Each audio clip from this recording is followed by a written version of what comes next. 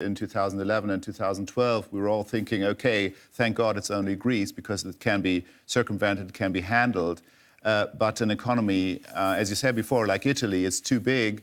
Its GDP, it's almost 10 times the GDP of Greece, and its debt pile, it's like 7 times the debt of Greece. So it's really way too big for any rescue package. Is this then worse than the situation with Greece? I do think so. And the reason why I think it is even worse is that this time around, there is, on the other side of the table, there is no Italian government that is completely sure that Italy must remain in the Eurozone. You know, at the time when the first Euro crisis escalated in 2011 and 2012 and Italian spreads went skyrocketing, at least on the other side of the table, there was first Mr. Berlusconi and then Mr. Monti and Letta and followed by Renzi. And they were all a chain of prime ministers who were convinced that Italy's best place was within the Eurozone.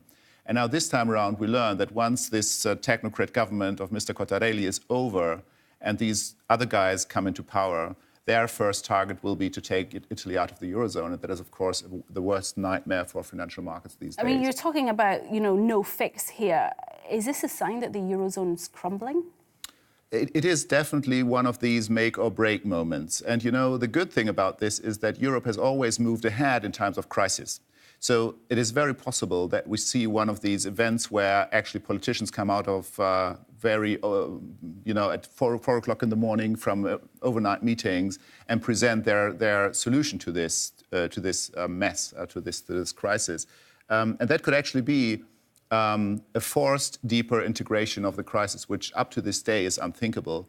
And you could see the reaction from the German side, let us not be blackmailed by the Italians. I mean, the standoff is roughly the same as it was 6 years ago between Germany and Greece, only that Italy is, as I said, 10 times bigger. Is there a risk of further contagion? I think so. You can see that markets have been reacting much more sensitively already to you can see other Southern European spreads which have gone up already. Even in those where there is also some tensions around the government in Spain, so there is a specific case there, but you could also see other Southern European spreads like Portugal have also gone up without any reason. So there is certainly contagion building up already, and the risk aversion is getting higher. What kind of assurances can markets really hope for in this kind of situation? Well, first of all, the first good sign that markets are now looking for is if the technocrat government, which is now coming into power, led by Carlo Cottarelli, is actually approved by the parliament. It is not completely unthinkable. If, for example, one of the two parties, if, for example, the Five Star Movement were actually to, if Mr. Cottarelli, for example, can win them over to approve his government, then at least some time is gained until a new election law can be formed and a budget can be approved by this transitory technocrat government. And that would be a sign of hope. And actually, if the Cottarelli administration is able to drive a dividing wedge between the two parties that are now forming or up to form a coalition, that is, two parties that are in there just to govern. Other than that, they have nothing in common at all. They are one is an anarchist movement, that's the Five Star Party, and the other one is a far-right party, xenophobic party, that's the Lega. They have nothing else in common but the will to govern. And if the administration is able to drive a wedge between them, that would be the best news for investors these days. And what about the ECB? I mean, what's their position here?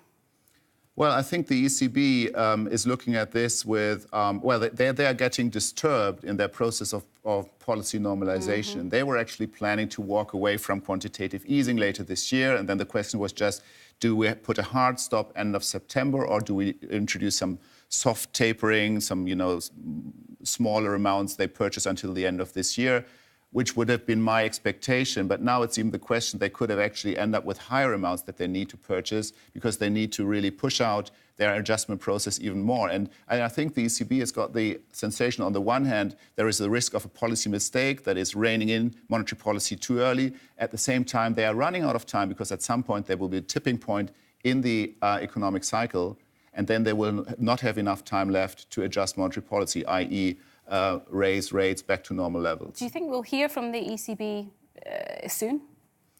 Or sooner than expected? I don't think that they will come up with something like an emergency statement or something like that. It's just not their job to do that.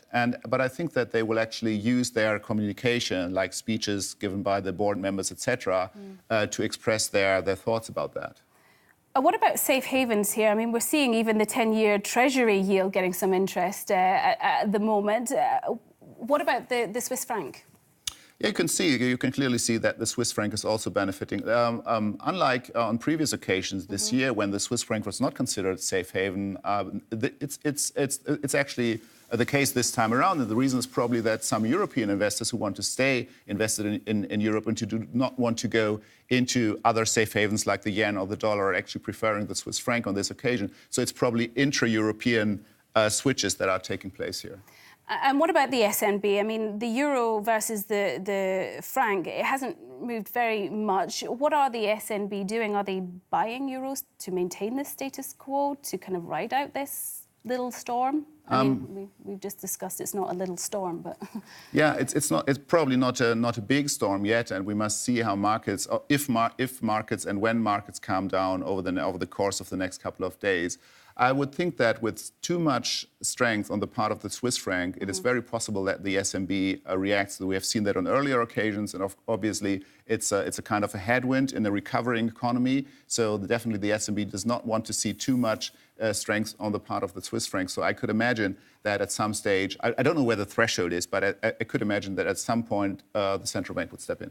All right, let's broaden this further. I mean, what do you think is the biggest challenge then facing markets right now? Is it what's happening in Italy, or is it the continued problems in the North Korea, US discussions or trade talks? I mean, well, I think the Italy risk is clearly the biggest, without any doubt, followed by the risk in the Middle East, the risk of an outright military conflict between Saudi Arabia, slash Israel, I should say. That's an odd combination, but it's still on the one side of the table and Iran on the other side of the table. That is a big escalation risk, which we've already seen priced into the oil price, for example. I don't think that North Korea is so much of an issue for financial markets right now. I think that there is this standoff. Both Kim Jong-un and Donald Trump need their diplomatic successes, but I think that it is a sort of a limbo game, and they both have a lot to lose and very little to win. So it's probably the kind of standoff that will remain unchanged for some time. But I would not expect any escalation there, because it's a no-win situation for Trump either. Actually, there is no option to shoot missiles into Pyongyang.